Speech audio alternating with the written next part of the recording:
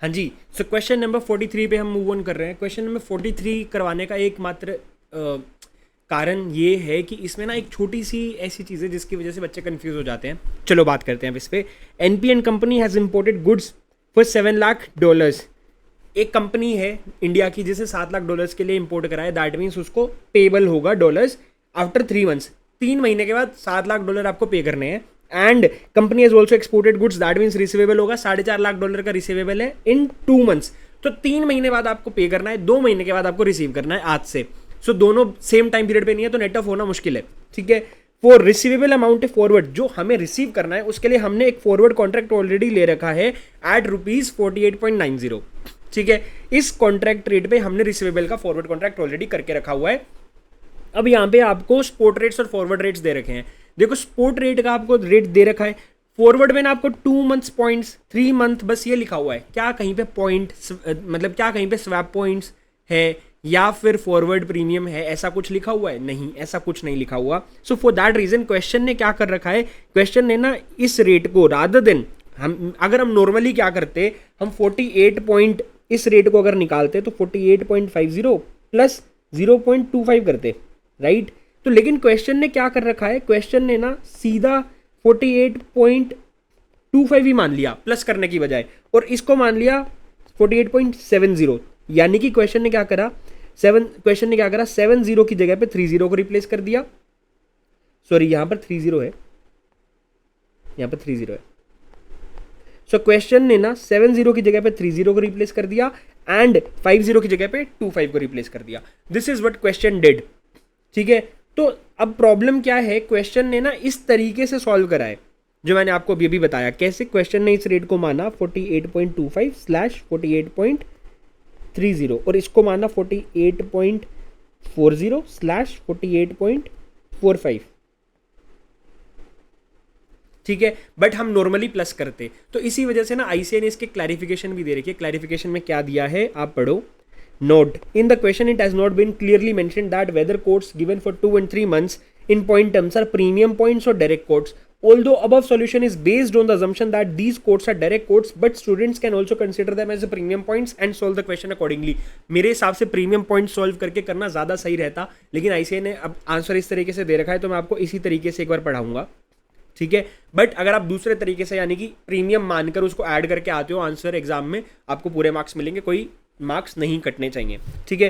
सो सबसे पहले इन्होंने बोला कि आपके पास ऑप्शन नंबर 1 है कि आप फॉरवर्ड मार्केट में जो आपका पेबल है उसको भी कवर कर लो, रिसीवेबल तो ऑलरेडी कवर्ड है ही, पेबल को भी कवर कर लो। दूसरा उन्होंने बोला कि या फिर आप एक काम करो, रिसीवेबल आपको 2 महीने के बाद है ना, तो आप सामने वाली पार्टी को बोलो कि कोई बात नहीं, अब 2 महीने बाद नहीं, आप हमें 3 महीने बाद पेमेंट कर देना। सो आपको 3 महीने के बाद ही पेबल्स है, 3 महीने के बाद ही आपका रिसीवेबल्स हो जाएगा। So in that particular case आपको क्या करना पड़ेगा, इन दैट पर्टिकुलर केस आपको नेट कर पाओगे आप, ठीक है। So to lag the receivables by 1 month and cover the risk only for the net amount, no interest for the delaying the receivable is earned. अगर आप रिसीवेबल को delay कर रहे हो उसके लिए कोई अर्न नहीं, कोई पैसा नहीं मिलेगा। Evaluate both the options if the cost of rupees fund is 12%, यानी कि आप 12% के हिसाब से बोरोइंग या फिर लेंडिंग कर सकते हो, इन्वेस्टमेंट या फिर बोरोइंग दोनों आप 12% के रेट के हिसाब से कर सकते हो। अगर आपका पहला ऑप्शन होता है फॉरवर्ड मार्केट कवर, तो इस केस में देखो $7 लाख है, $7 लाख को आप 3 महीने के बाद आपका पेबल्स है ना, तो 3 महीने के बाद आपका पेबल है, तो दैट मीन्स आपको डॉलर खरीदने हैं। अगर आपको खरीदने हैं तो बैंक आपको हमेशा महंगा रेट लगाएगा,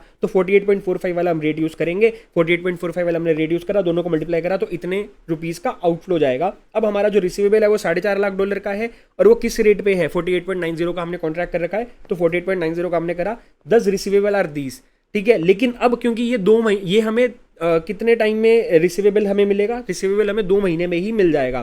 तो पेबल हमारा 3 मंथ्स के बाद है, तो हम 1 महीने के लिए पेमेंट का क्या करेंगे, जो हमें रिसीवेबल्स है 1 महीने के लिए हम इसका क्या करेंगे, हम इसको इन्वेस्ट कर देंगे। तो हम इन्वेस्ट करेंगे तो इस पर हमें ब्याज भी मिलेगा, 2,20,050 का ये हमें ब्याज मिला। अब भैया देखो इन नेट आप 3 महीने बाद आपको कितना कॉस्ट आ रहा है, यानी कि आप कितना आउटफ्लो जा रहा है नेट। तो देखो 339 ये जा रहा है, ये आपका इनफ्लो है 3391500, ये आप सॉरी ये आपका आउटफ्लो है, सॉरी ये आपका आउटफ्लो है 3391500। इसमें आपको ये इनफ्लो हो रहा है -22005000, ये भी आपका इनफ्लो है -220050, तो आपका इन नटशेल 11689950 ये आपका बच रहा है, ठीक है। So these are your net amount payable in first case. Second case में क्या है कि अब आपको लैग करने से कोई बेनिफिट नहीं मिलने वाला इंटरेस्ट का, ये चीज़ तो वाकिफ सी बात है। तो 7 लाख डॉलर आपका रिसीव पेबल था, $4,50,000 का आपका रिसीवेबल था। तो इन नट शेल आप कितना पे करोगे? 7 लाख माइनस 4.5 लाख, तो इन नट शेल आप $2.5 पे करोगे। $2.5 आप पे करोगे 3 महीने के बाद। तो आपको डॉलर खरीदना है इस केस में, if you want to buy dollar, महंगा दाम मिलेगा। तो अगेन 48.45 3 महीने के हिसाब से, तो 48.45 मल्टीप्लाई करा दोनों को, तो 121,12500 निकल कर आया। लेकिन अब मेरी बात सुनो, आपने जो कॉन्ट्रैक्ट ऑलरेडी लेकर रखा हुआ था 48.90, इसका क्या करोगे? इसको आज ही कैंसिल कर दोगे ना? आज आप जीरो पीरियड पे बैठे हो, तो जीरो पीरियड पे इसको कैंसिल करना पड़ेगा। अब कैंसिल करने के लिए क्या करोगे? तो अब 2 मंथ ये आपका, मतलब पहले आप ये सोचो कि ये कॉन्ट्रैक्ट आपका क्या है, ये आपका कॉन्ट्रैक्ट किस चीज का है? आपको, क्योंकि आपको डॉलर मिल रहे थे, दीज आर रिसीवेबल्स, तो आप बैंक को डॉलर सेल करने वाले थे। तो दैट मीन्स आप बैंक को सेल करने वाले थे डॉलर, तो ये बैंक को डॉलर सेल करने का कॉन्ट्रैक्ट है। अब इस कॉन्ट्रैक्ट को काटने के लिए आप बैंक से डॉलर बाय करने का भी एक कॉन्ट्रैक्ट कर लो फॉरवर्ड का। ये आज अगर स्पॉट डेट पे मैच्योर हो रहा होता कॉन्ट्रैक्ट, तो मैं स्पॉट बाय कर लेता, ठीक है, तो मैं स्पॉट पे बाय कर लेता। लेकिन अब क्योंकि ये मैच्योर 2 महीने के बाद होना है, ये कॉन्ट्रैक्ट 2 महीने के बाद होना है, तो मैं 2 महीने के बाद का डॉलर बाय करने का भी कॉन्ट्रैक्ट कर लूंगा। अभी ये मेरा डॉलर सेल करने का कॉन्ट्रैक्ट है, मैं बैंक को डॉलर इस रेट के हिसाब से सेल करूंगा। अब मेरे को बैंक डॉलर बाय करना पड़ेगा। बाय किस रेट पे करूंगा? बाय हमेशा महंगे रेट पे होता है। सो इसमें 2 महीने वाला जो है, 2 महीने वाला, इसमें हमेशा बैंक हमें महंगा रेट लगाएगा, दैट मीन्स 48.30। सो मैं सेल कर रहा हूं इस रेट पे, सेल एट, बाय एट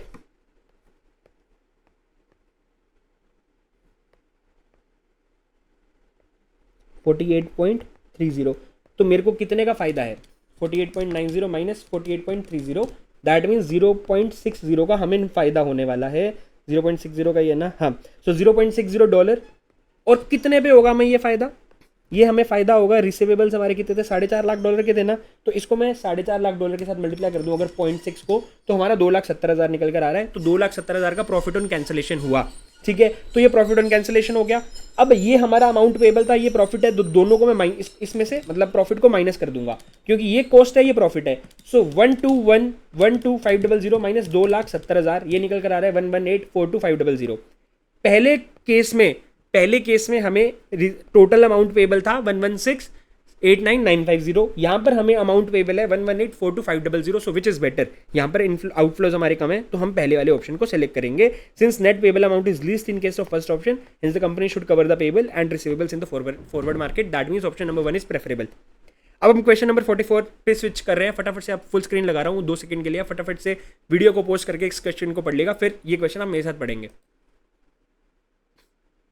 अच्छा मेरी बात सुनिए, जो अभी हमने क्वेश्चन नंबर 43 पढ़ा था, मैंने आपको बताया था कि कॉन्ट्रैक्ट को कैंसिल कैसे करना है। मैंने आपको अभी बताया कि भाई हमारा 2 महीने के बाद, मतलब हमारा रिसीवेबल था, तो हमने 2 महीने के बाद का एक पेबल का कॉन्ट्रैक्ट कर लिया। सिमिलरली यहां पर भी ना इसी क्वेश्चन में सेम चीज करनी है, मतलब सिमिलर सा कॉन्ट्रैक्ट कैंसिलेशन का ही है। तो मैं एक बार फटाफट से आपको रीड करवा देता हूं। कस्टमर विद बैंक, एक customer with whom the bank has entered into 3 month forward contract. Bank का परचेज का कॉन्ट्रैक्ट है, बैंक का परचेज का कॉन्ट्रैक्ट है, तो कस्टमर का क्या होगा? कस्टमर का सेल का कॉन्ट्रैक्ट है ये वाला, ये कस्टमर का सेल कॉन्ट्रैक्ट है। For Swiss Franks 10,000 at the rate of this 27.25। Now bank after, मतलब एक सेकेंड, हाँ। अब कस्टमर आता है बैंक के पास 2 महीने के बाद, 2 महीने के बाद कस्टमर आता है बैंक के बाद एंड रिक्वेस्ट करता है cancellation of the contract. Customer बोलता है कि भाई मैं आपको स्विस फ्रैंक्स नहीं बेच पाऊंगा आफ्टर 2 मंथ्स, तो ये कैंसिल करा जाए कॉन्ट्रैक्ट को। अब देखो कस्टमर आ रहा है 2 महीने के बाद और इसकी मेच्योरिटी थी 3 महीने के बाद, तो दैट मीन्स अभी मेच्योरिटी में 1 महीना बाकी है, 1 महीना रह गया है मेच्योरिटी में। सो इस केस में देखो, अगर आपको ना कस्टमर के सेल के कॉन्ट्रैक्ट को अगर आपको कैंसिल करना है, तो कस्टमर को बाय का कॉन्ट्रैक्ट करना चाहिए, करेक्ट। कस्टमर को बाय का कॉन्ट्रैक्ट करना चाहिए 1 मंथ के बाद का। अब इस केस में कस्टमर को स्विस फ्रैंक्स बाय करने हैं, आप ये समझो स्विस फ्रैंक्स कस्टमर को बाय करने हैं। सो अगर स्विस फ्रैंक्स कस्टमर को बाय करने हैं, तो बैंक हमेशा कस्टमर को महंगा दाम लगाता है, तो आप इस रेट के हिसाब से बाय करोगे। 27.52 के हिसाब से बाय करा, ठीक है। अब ये जो है ना, ये बैंक के हिसाब से लिख रखा है इन्होंने, ये बैंक के हिसाब से लिख रखा है, sold to him, that means buy करा कस्टमर ने, customer bought at this rate,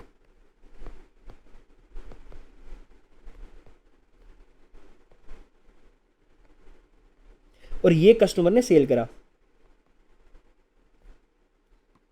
मतलब मैं कस्टमर के हिसाब से लिख रहा हूं, तो ये सेल है। अब देखो 27 रुपये 25 पैसे पे आप सेल कर रहे हो, बाय कर रहे हो महंगे पे, तो दैट मीन्स आपका नुकसान है। Net amount payable by customer, इस वजह से कस्टमर को नुकसान है, कस्टमर पे करेगा। सो 0.27 के हिसाब से कस्टमर पे करेगा। 0.27 into 10,000, 0.27 into 10,000 means 0.27 into 10,000, that means 2700, 2700 का लॉस है, exchange difference loss to the customer. ठीक है, अब ये आईसीआई ने ये बैंक के हिसाब से लिख रखा है, आप कस्टमर के हिसाब से भी लिख दो, फर्क नहीं पड़ता, ये आपका आंसर सही आने वाला है बस। ठीक है जी, अब हम क्वेश्चन नंबर 45 पे मूव ऑन करेंगे। फुल स्क्रीन लगा रहा हूँ, फटाफट से अभी क्वेश्चन पढ़ लीजिए, फिर मेरे साथ पढ़ेंगे। हाँ जी, क्वेश्चन नंबर 45 बड़ा ही सिंपल क्वेश्चन है, फटाफट से अभी क्वेश्चन मेरे साथ पढ़ लीजिए। देखो, a bank enters into a forward purchase contract, a bank enter into a forward purchase TT covering an export bill for Swiss Franks of 1 lakh. So basically हुआ कि कस्टमर है जिसने स्विस फ्रैंक्स जिसने एक्सपोर्ट करा था, तो उसके पास स्विस फ्रैंक्स आ रहे थे, कस्टमर के पास स्विस फ्रैंक्स आ रहे हैं, वो स्विस फ्रैंक्स बैंक को बेचेगा, तो इसीलिए बैंक के लिए परचेज कॉन्ट्रैक्ट है फॉरवर्ड का। कस्टमर के लिए क्या होगा, कस्टमर के लिए फॉरवर्ड सेल कॉन्ट्रैक्ट है। सो हम तो कस्टमर के एंगल से सोचेंगे, कस्टमर के लिए क्या है, सेल कॉन्ट्रैक्ट। तो पहले लिख लो, कस्टमर सेल करता है एट व्हाट, कस्टमर सेल कर रहा है एट 32.40, लिख कर रख दिया मैंने। ठीक है, अब मेरी बात सुनो, अब इसके बाद वो बोलते हैं कि भैया ये जो है ना ड्यू 32.40 वाला, मतलब ये जो फॉरवर्ड कस्टमर का जो सेल का कॉन्ट्रैक्ट है ना, कस्टमर का सेल कॉन्ट्रैक्ट और बैंक का बाय का कॉन्ट्रैक्ट है, ये ड्यू कब है, दिस इज ड्यू ऑन 25 अप्रैल, 25 अप्रैल पे ड्यू है, एंड कवर्ड इटसेल्फ। तो बैंक ने क्या करा, खुद को कवर कर लिया इंटरबैंक मार्केट में, ठीक है कोई बात नहीं। However on 25 March exporter sought cancellation of the contract. अब कस्टमर ना 25 मार्च को आके बोलता है, डिलीवरी 25 अप्रैल की है, एक महीना पहले आ रहा है, एक महीना पहले आकर बोल रहा है कि भैया ये कॉन्ट्रैक्ट को कर दो कैंसिल, अपने को ये कॉन्ट्रैक्ट नहीं चाहिए, नहीं चाहिए।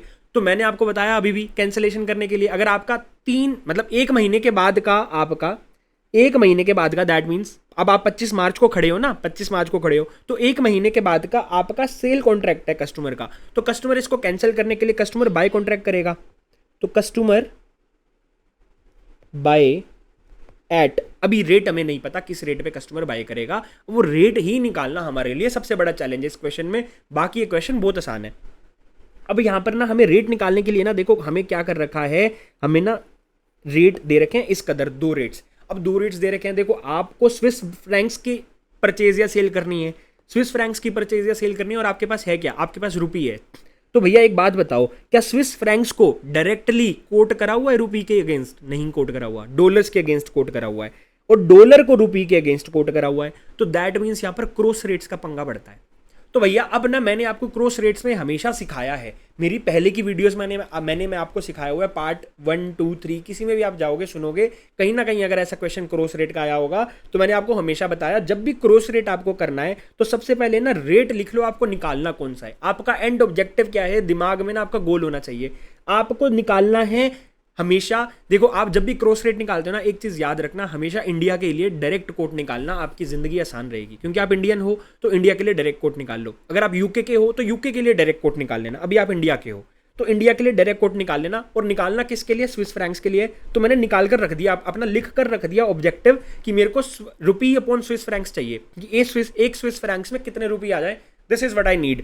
तो ये करने के लिए ना सबसे पहले आप देखो, आपको रुपी ऊपर रखना है, रुपी ऊपर रखना है, हमने रुपी को ऊपर रख दिया। अब रुपी के अगेंस्ट क्या चीज पैक्ड है, रुपी के अगेंस्ट डॉलर पैक्ड है, तो डिनोमिनेटर में मैं डॉलर लिख देता हूं, क्योंकि मेरे को अब मैंने रुपी को ऊपर क्यों रखा, क्योंकि मेरे को टॉप पे रुपी चाहिए, इसलिए मैंने टॉप पर न्यूमरेटर में रुपी रखा। अब रुपी के अगेंस्ट डॉलर पैक्ड है तो मैंने डॉलर लिख दिया, इतना काम कर लिया।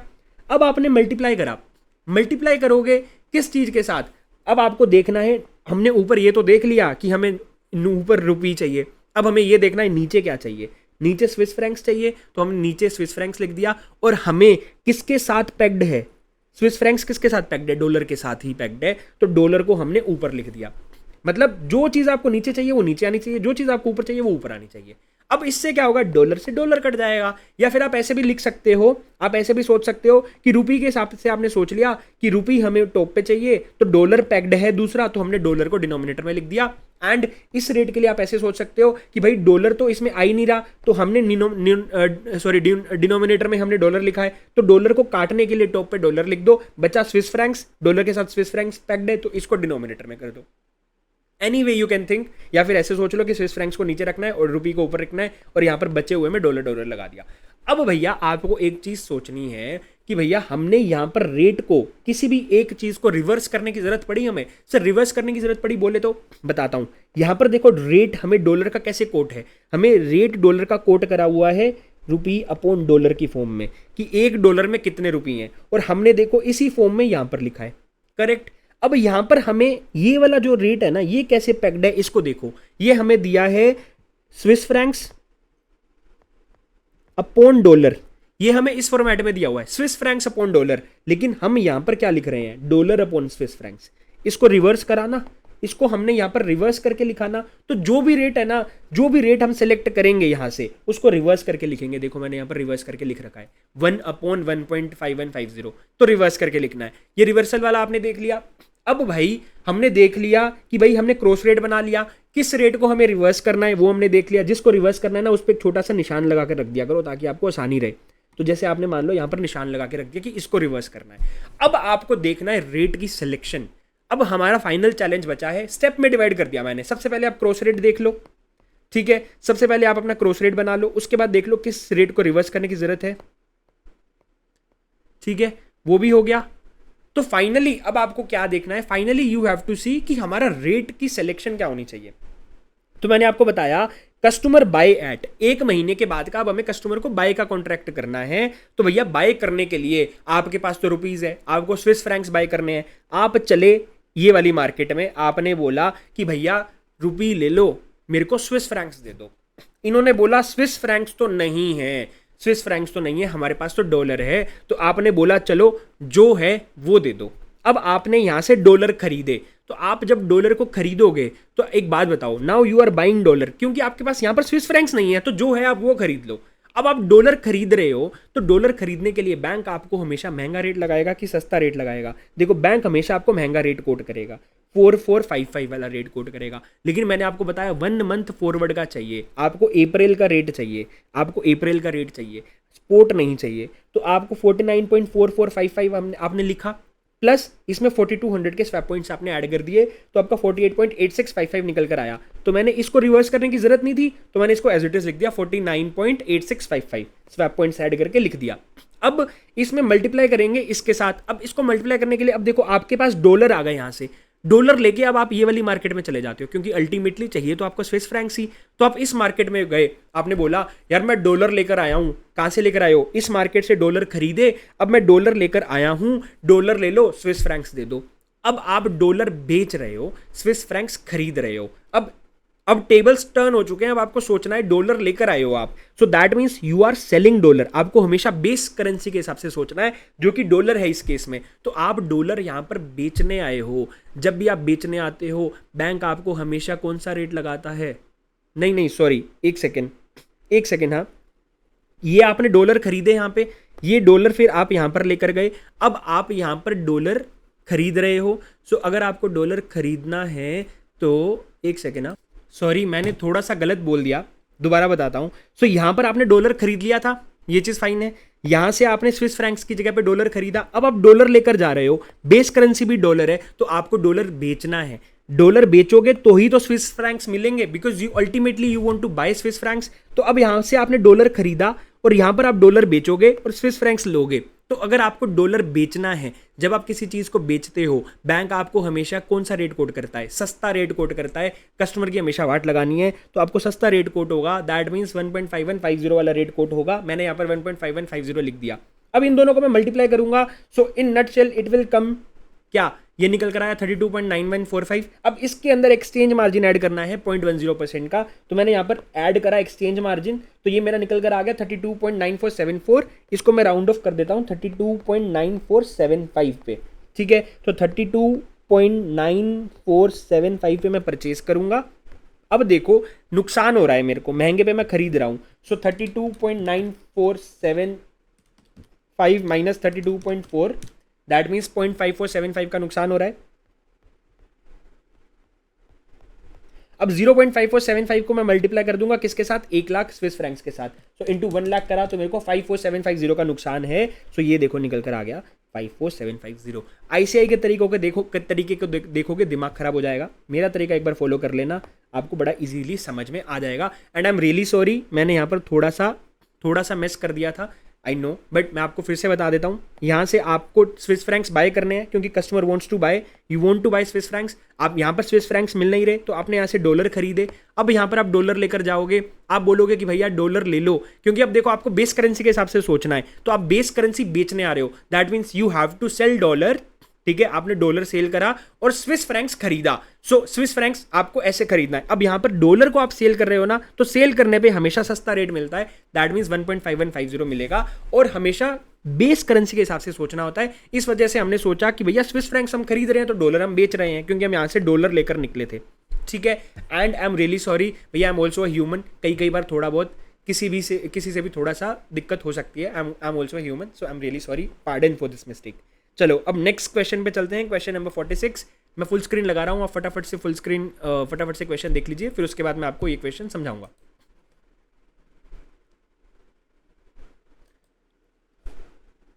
Okay, so let's move on to question number 46। ये भी बड़ा इजी क्वेश्चन है। देखो आपका एक फॉरेक्स डीलर है, योर फॉरेक्स डीलर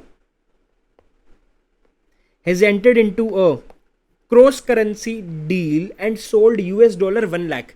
आपके फॉरेक्स डीलर ने एक क्रॉस करेंसी डील करी और $1 1 लाख सेल कर दिए against euro at €1 is equal to 1.4400 for spot delivery. However later during the day the market become volatile and the dealer in compliance with his management guidelines had to square up the position when the quotations were like this। ये आपको quotations दे रखी हैं। So what happened basically, आपके जो forex dealer ने cell करा इस rate पे, आपके डीलर ने $, सेल करे इस रेट पे, ठीक है, इस रेट पे सेल करे। अब आपको बाय करने पड़े $, पोजीशन को स्क्वायर ऑफ करने के लिए। सेल कर रहे हो तो बाय भी तो करोगे स्क्वायर ऑफ करने के लिए। सो सोल्ड एट किस रेट पे, हमने सेल करा 1.4400 यूरो वाले रेट पे डॉलर्स को, तो हम डॉलर को बाय किस रेट पे करेंगे। अब देखो जब आपको डॉलर बाय करने हैं तो उस केस में अब आप सोचो, जब आपको डॉलर बाय करने हैं तो कौन सा रेट कोट होगा, आप मेरे को ये बताओ कौन सा रेट कोट होगा। अब आप सोचो ज़रा, मैंने आपको बहुत बार बता दिया है, आप 2 सेकंड लो और सोचो कि कौन सा रेट कोट होने वाला है। हाँ जी, तो सोचा आपने कौन सा रेट कोट होगा, नहीं आया दिमाग में अभी तक। देखो अब मैं आपको बताता हूँ, आपको बाय करना है डॉलर, आपने सेल कर दिया था एट 1.4400, अब आपको डॉलर बाय करना है। किस रेट पे बाय करोगे डॉलर, जब आप बाय करोगे, यहाँ पर देखो डॉलर जब आप बाय करोगे, आपको क्या आपको बैंक बाय करने पे महंगा रेट लगाएगा, बिल्कुल, कस्टमर की तो हमेशा वाट लगानी है, तो आपको महंगा रेट लगेगा। सो आपको महंगा रेट कौन सा कोट होगा, 1.4450, ये वाला रेट कोट होगा ना। सो अब देखो सेल आपने 1.4400 पे करा, बाय आप कर रहे हो डॉलर को 1.4450 यूरो पे, तो आपको कितने का नुकसान हुआ, यूरो 1.4400 माइनस 1.4450, दैट मीन्स आपको 0.005 यूरोज का नुकसान हुआ। ये पर डॉलर हुआ, पर डॉलर, तो इन टोटालिटी आपको कितने का हुआ होगा, 0.005 इंटू $10 लाख कर दो आप, $10 लाख करोगे तो ये 5000 यूरोज का आपको इस ट्रांजैक्शन में स्क्वायर ऑफ करते हुए नुकसान हो गया डीलर को। जब आप अपनी पोजीशन स्क्वायर ऑफ कर रहे थे तो 5000 यूरोज का नुकसान हो गया। अब आपको 5000 यूरोज की पेमेंट करनी है। अब आप 5000 यूरोज की पेमेंट कहाँ से करोगे, आप हो इंडियन, आप इंडियन बैंक हो, लेकिन मतलब आप इंडियन बैंक, मतलब आपका जो फॉरेक्स डीलर है ना, आपका फॉरेक्स डीलर है वो इंडियन फर्म का है, बेसिकली एक इंडियन फर्म का है, आपको ये समझना है। तो अब आपको 5000 यूरोज की पेमेंट करनी है, आपको 5000 पेमेंट करनी है यूरोज की, क्योंकि आपने 5000 का नुकसान खा लिया। अब आपको मार्जिन मनी देनी पड़ेगी, ट्रेडिंग में तो यही होता है ना, जब आपको नुकसान हो जाता है that you have to pay. Now since you have to pay, तो 5000 यूरोज कहाँ से लाओगे, अब आप हमें ये बता दो।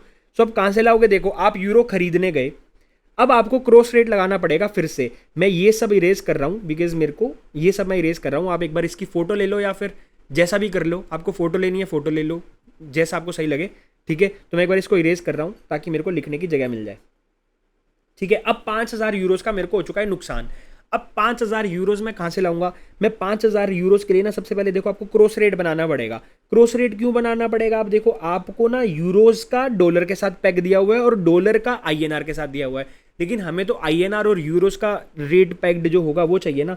हमें चाहिए क्या? रुपीज अपॉन यूरोज, आपको ये चाहिए, बट रुपीज और यूरोज का रेट एक साथ दे नहीं रखा। तो सबसे पहले आपको क्या करना है, आपको देखना है सबसे पहले हमें टॉप पे क्या चाहिए। हमें टॉप पे रुपी चाहिए, रुपी चाहिए। अब रुपी के साथ क्या पैक्ड है? रुपी के साथ डॉलर पैक्ड है, तो मैं बॉटम में डॉलर लिख देता हूं। अब आपको देखना है, हमें बॉटम में चाहिए यूरो, तो मैंने यहां पर बॉटम में यूरो लिख दिया। अब यूरो के साथ क्या पैक्ड है? यूरो के साथ डॉलर पैक्ड है, तो मैंने ऊपर लिख दिया डॉलर, ठीक है। डॉलर के साथ डॉलर कट जाएगा और मेरा क्रॉस रेट बन गया। अब भैया, अब आपको सोचना है रेट कौन सा लगेगा। अब आपको ये सोचना है, देखो क्रॉस रेट तो हमने बना लिया, अब रेट कौन सा लगेगा। देखो, आपको $5,000 की रिक्वायरमेंट है क्योंकि वो आपको पे करना है, तो आप सॉरी $5,000 नहीं, 5,000 यूरोज की रिक्वायरमेंट है। तो आप यहां से यूरोज खरीदने गए। अब आप यूरोज खरीदने गए, इन्होंने बोला कि $1 इज इक्वल टू इतने यूरोज, $1 इज इक्वल टू इतने यूरोज। आपको डॉलर खरीदने हैं, सॉरी आपको यूरोज खरीदने हैं, you want to buy euros. तो मैंने आपको बताया, आपको हमेशा बेस करेंसी के हिसाब से सोचना है। If you want to buy euros, that means you have to sell US dollar here. आपको हमेशा बेस करेंसी के एंगल से सोचना है, दैट मींस आपको यहां पर यूएस डॉलर सेल करने हैं। इस जगह पे, इस मार्केट में आपको यूएस डॉलर सेल करने हैं। ये चीज आपको समझ में आई कि नहीं आई? ये कैसा बॉक्स बना यार, ठीक है। Sell US dollar here. अब यूएस डॉलर सेल करने की के लिए आपके पास डॉलर होने भी तो चाहिए। कहां से लाओगे? डॉलर तो आपके पास है नहीं, आप तो इंडियन हो, तो आपके पास तो रुपीज है। तो आप इस मार्केट में गए, यहां पर आपने बोला कि भैया डॉलर चाहिए, क्योंकि आपको डॉलर यहां पर बेच के यूरो लेने हैं। तो आप यहां पर डॉलर लेने गए। अब नाउ थिंक कि आपको यहां पर यूएस डॉलर बेचने हैं, दैट मींस यहां से आपको यूएस डॉलर बाय करने हैं। So if you want to buy US dollar here, तो आपको खरीदने पे हमेशा महंगा रेट मिलेगा कि सस्ता रेट मिलेगा? आप मेरे को ये बताओ। खरीदने पे हमेशा आपको महंगा रेट मिलेगा। सो आपको रेट यहाँ पर कौन सा कोट होने वाला है? 31.4500, ठीक है। तो मैंने यहाँ पर 31.4500 लगा दिया। अब मैं यहाँ पर देखो, इसको रिवर्स करने की जरूरत नहीं है क्योंकि रुपी अपॉन डॉलर। सो मैंने रिवर्स नहीं करा। अब मेरे को मल्टीप्लाई करना है किसके साथ? अब मेरे पास डॉलर आ गए, तो मैं यहाँ पर डॉलर सेल करूंगा। अब यहां पर डॉलर सेल करूंगा, तो भैया बताओ, जब मैं किसी चीज को सेल करता हूं, मेरे को पैसे कम मिलते हैं कि ज्यादा मिलते हैं? जब मैं किसी चीज को सेल करता हूं, हमेशा मेरे को कम रेट कोट किया जाता है, तो मैं ये वाला रेट लगा दूंगा 1 इसको रिवर्स करा जाएगा 1.4400, ठीक है। इसको रिवर्स क्यों करा? क्योंकि यहां पर देखो, यहां पर ना जो कोटेशन दे रखी है ना, $1 is equal to how much euros, ये दे रखा है, लेकिन हमने इसको उल्टा लिखा है। ये कोटेशन इस तरीके से दी हुई है, कोटेशन ऐसे दी है, हमने ऐसे लिखा है, तो रिवर्स कर दिया। सो 31.45 डिवाइड बाय 1.44, ये निकल कर आता है 21.8402777। तो मैं इसको राउंड ऑफ कर रहा हूं, दिस इज कमिंग टू 21.8420777 आ रहा है, तो मैं इसको 3 पे राउंड ऑफ कर देता हूं। 21.84203 का आपको रेट मिल गया। अब आपको 5,000 यूरोज की पेमेंट करनी थी, इफ यू रिमेंबर। तो मैं 5,000 यूरोज को इसके साथ मल्टीप्लाई कर दूंगा। मैंने आपको हमेशा बताया, आपको राइट हैंड साइड वाली करेंसी को देखनी है। राइट हैंड साइड वाली करेंसी यहाँ पर INR है, 21 रुपये 84 पैसा निकल कर आया। तो राइट हैंड साइड में INR है और जिस चीज को आपको कन्वर्ट करना है वो यूरोज है, दैट मीन्स दोनों अपोजिट, तो मल्टीप्लाई होगा, इसलिए मैं मल्टीप्लाई कर रहा हूँ। 21.84203, this is coming to 5,000 into 21.84203, it is coming to 109,210.15। इनका क्या आंसर आया देखें? हाँ, ठीक है, देखो इनका भी सेम सा आंसर आया 210। ये थोड़ा सा फर्क क्यों आया? क्योंकि मैंने ना अपने कैलकुलेटर में राउंड ऑफ नहीं करा था, यहाँ पर राउंड ऑफ कर दिया लेकिन कैलकुलेटर में नहीं करा। आप एक बार इन दोनों को फिर से मल्टीप्लाई करके देखो, 5,000 इंटू 21.84203, एक सेकेंड रुकना, 31.45 डिवाइड बाय 1.44, 840, सॉरी अगेन एक छोटी सी मिस्टेक, 84023 है ये, 203 नहीं है, 023 है भैया। ये छोटी छोटी मिस्टेक देखो हम जैसे टीचर्स भी कर देते हैं, तो आप तो बच्चे हो, तो एग्जाम में बहुत ध्यान से लिखना है, हर चीज़ को बहुत ध्यान से लिखना है। सो इट इज़ 81.8402 नहीं 03 पे राउंड ऑफ कर सकते हैं इसको, 81.403 पे राउंड ऑफ किया जा सकता है, ठीक है। ये देखो 81.84027 आ रहा है, 81.84027 आ रहा है, तो मैं 3 पे राउंड ऑफ कर रहा हूँ। सो 81.8403 पे राउंड ऑफ करा, ठीक है, 81.840 अब अगर आप मल्टीप्लाई करोगे तो ऑब्वियसली आईसीए के साथ सेम आंसर आने वाला है, 5000 into 21.8403 which is coming to 109201, ठीक है। So it is coming to now 109201.5 और देखो आईसीए का भी सेम आंसर है, ठीक है। तो राउंडिंग ऑफ का थोड़ा बहुत एरर आए तो चलता है। आपको मेन कॉन्सेप्ट जो मैंने आपको बताया वो समझ में आना चाहिए। वो आपको समझ में आया कि नहीं आया? अगर समझ में आया तो प्लीज़ कमेंट ज़रूर लिखना कि सर बड़े मज़े से समझ में आ गया, फॉरेक्स बहुत आसानी से समझ में आया। क्योंकि आप लाइक और कमेंट करते हो तो हमें मोटिवेशन मिलती है कि भैया फटाफट से ऐसा और कंटेंट रिकॉर्ड करा जाए ताकि बच्चों को हेल्प हो रही है। लेकिन ना होता क्या है कि ना लोग वीडियो देखते हैं, वीडियो देखकर फिर चले जाते हैं। मतलब आई सी कि मेरे को यूट्यूब पे वॉच टाइम आता है वीडियोस का, so that means people are watching the videos, but उनको कमेंट नहीं करना। सो अगर आप कमेंट कर रहे हो तो भैया एक टीचर को भी मोटिवेशन मिलता है। जस्ट पुट अ कमेंट कि भाई येस आपको ये वीडियो अच्छी लगी, अगर लगी तो, अगर बुरी लगी तो बुरा लिख दो कि भैया बहुत बेकार पढ़ाया। अगर आपको अच्छा लगा तो अच्छा कमेंट कर दो। दोनों कमेंट्स मेरे लिए अप्रिशिएबल हैं, क्योंकि अगर आप बुरा भी लिखते हो तो वो मेरे लिए एक फीडबैक है। अगर आप ऐसा भी लिख देते हो कि बड़ा बेकार पढ़ाया, then it is going to be a feedback for me कि मेरे को थोड़ा और इंप्रूव करना है, ठीक है जी। सो कमेंट ज़रूर करना।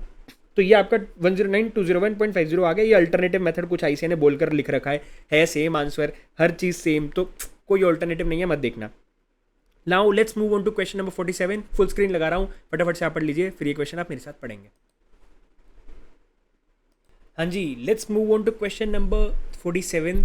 इस क्वेश्चन में मैंने ऑलरेडी मार्किंग करके रख दी है अभी मीनवाइल पोस्ट करके स्क्रीन को, बिकॉज मैं नहीं चाहता कि हमारा मतलब इसको सिंप्लीफाई करने में ज़्यादा टाइम वेस्ट हो, क्योंकि आईसीए ने बड़े कॉम्प्लिकेटेड तरीके से दिया हुआ है। मैं आपको सिंप्लीफाई करके बताऊंगा। सो ये बोल रहे कि you are following quotation from 2 banks, bank A and bank B, 2 quotation दे रखी हैं, और आपसे पहले पॉइंट में पूछ रहा है how much minimum CHF that mean Swiss francs amount you have to pay for 1 million Great Britain pound. देखो भाई, आप जब इंडिया में होते हो, जब आपको डॉलर खरीदने होते हैं, तब आप INR पे करते हो, right. How much minimum CHF you have to pay, इसमें दे रखा है। जब आप इंडिया में होते हो, डॉलर खरीदते हो, तब आप INR पे करते हो। दैट मीन्स जब INR पे करते हो तो आपका क्या होता है कि जब आप INR पे करते हो दैट मीन्स मतलब your home currency is Indian, मतलब आप इंडिया के हो, इसका मतलब ये है। सो इस केस में मैं CHF पे करना चाह रहा हूँ, इस केस में मैं CHF पे कर रहा हूँ, तो दैट मीन्स मेरी होम करेंसी जो है वो स्विस फ्रैंक्स हुई। तो मेरी होम करेंसी स्विस फ्रैंक्स है। ये बात आपको समझ में आई। How much minimum CHF amount you have to pay, अगर आप इंडिया में होते हो तो इंडिया INR पे करते हो। अब यहाँ पर आप क्योंकि स्विस फ्रैंक्स आपकी फंक्शनल करेंसी होगी ना, तभी यहाँ पर आप how much CHF you have to pay. तो उस एंगल से अगर मैं बोलूँ तो CHF मेरा होम करेंसी है। आप ये समझ गए, CHF is my home currency.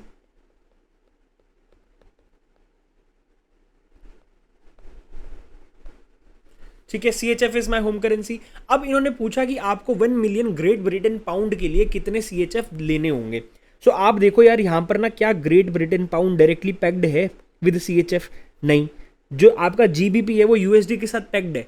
क्या वो पैक्ड है सीधा CHF के साथ? नहीं है पैक्ड। तो क्रॉस रेट बनाना पड़ेगा। अब क्रॉस रेट बनाने के लिए मैंने आपको ये क्यों बताया कि CHF आपकी होम करेंसी है? मैंने आपको इसलिए बताया CHF आपकी होम करेंसी है, रीजन बीइंग क्योंकि ना हमेशा जब आपको ऐसा क्रॉस रेट बनाना होता है ना, ट्राई मेकिंग डायरेक्ट कोटेशन के अंदर। हमेशा कोशिश करो कि आप डायरेक्ट कोटेशन के अंदर बना लो ताकि चीज़ें आपके लिए सिंप्लीफाई हो जाए।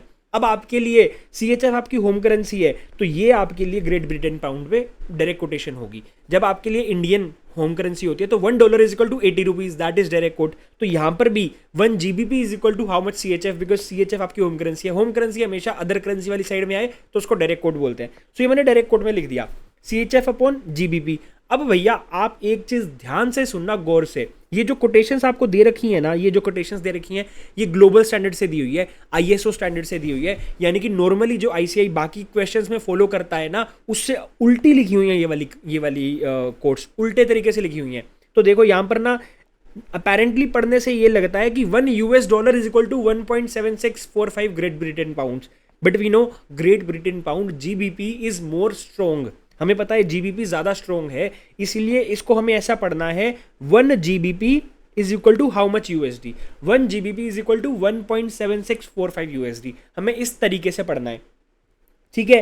तो अब भैया आपको ना ये आपने क्रॉस रेट बना लिया कि ये जो मैंने लिखा है ना, लेकिन ये जो क्रॉस रेट लिखा है ये मैंने सीधे तरीके से लिखा है, क्योंकि जब भी आपको ना ऐसा खुद सोल्व करना हो ना क्रॉस रेट बना के इसको सीधे तरीके से लिखना, आईएसओ स्टैंडर्ड से लिख कर करोगे तो मिक्स हो जाएगा। सो ये मैंने सीधे स्टैंडर्ड से लिखा है कि भैया अब आपको क्रॉस रेट ऐसे बनाना है कि GBP 1 GBP is equal to how much CHF, ये मैंने सीधे तरीके से लिखा है, आईसीएन उल्टे तरीके से बनाया है।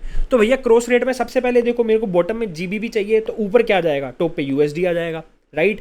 अगर अब मेरे को नीचे अगर मेरे को नीचे जीबीपी चाहिए तो टॉप पे यूएसडी आ जाएगा, अगर ऊपर सीएचएफ चाहिए तो नीचे क्या आ जाएगा, यूएसडी, तो नीचे यूएसडी आ गया। अब देखो क्या दोनों करेंसीज को रिवर्स करने की जरूरत पड़ी किसी को, यहां पर देखो इस केस में जीबीपी नीचे है, मैंने आपको बताया ना ये उल्टा लिखा हुआ है, so that means this quotation is 1 GBP is equal to USD, so ये 1 GBP is equal to USD, that means GBP bottom में है, तो जीबीपी बॉटम में है, यहाँ पे भी जीबीपी बॉटम में है, तो हमने इसको रिवर्स करने की जरूरत नहीं है। यहाँ पर यूएसडी बॉटम में है, देखो तो यूएसडी बॉटम में, वैसे मेरे को पता है सीएचएफ बॉटम में, I know this, but ISO standard की वजह से उल्टा हो जाता है, तो मैं उल्टा करके पढ़ रहा हूँ, तो यूएसडी नीचे है, तो यहाँ पर भी हमने यूएसडी नीचे लिखा, तो हमें कोई भी करेंसी को रिवर्स करने की जरूरत नहीं है, एज इट इज लिखकर मल्टीप्लाई कर देंगे। अब भैया देखो आपको ग्रेट ब्रिटेन पाउंड बाय करने हैं, आपको हाउ मच आपको ग्रेट ब्रिटेन पाउंड बाय नहीं करने, आपको हाउ मच आपको जीबीपी बाय करने हैं, ठीक है। How much CHF you have to pay for 1 million GBP, आपको पाउंड्स बाय करने हैं। So if you want to buy pounds, ठीक है, आप यहां पर गए कि भैया पाउंड दे दो, पाउंड खरीदने हैं, तो वो क्या बोलेगा, पाउंड खरीदने हैं तो डॉलर लेकर आओ, क्योंकि यहां पर तो डॉलर के हिसाब से पैक्ड है। तो अब आप यहां पर गए डॉलर खरीदने, अब आपने बोला भैया डॉलर खरीदना है, तो क्यों खरीदना है डॉलर, बिकॉज आप यहां से डॉलर खरीद के इधर जाओगे, डॉलर दोगे और ग्रेट ब्रिटेन पाउंड ले लोगे। अब आप यहां से डॉलर खरीदने गए तो बोले सीएचएफ है आपके पास, आपने बोला हाँ, तो भैया मैंने आपको बताया ना हमेशा बेस करेंसी के एंगल से सोचना है, यहाँ पर बेस करेंसी यूएसडी है, यहाँ पर जीबीपी है बेस करेंसी, तभी मैंने दोनों बेस करेंसी के हिसाब से सोचा। देखो यहाँ पर जीबीपी बाय करना है, अगर जीबीपी बाय करना है तो यूएसडी लाना पड़ेगा, तो यहाँ से भी आप यूएसडी खरीदोगे, क्योंकि यहाँ पर देना है ना यूएसडी, तो यहाँ से खरीदोगे। So now you want to buy US dollar, जब भी आप यूएस डॉलर खरीदते हो आपको हमेशा सस्ता रेट लगता है कि महंगा रेट, आपको हमेशा महंगा रेट लगता है। सो आपको ये वाला रेट कोटेशन होगा, दैट मींस आस्क रेट वाला कोटेशन आएगा।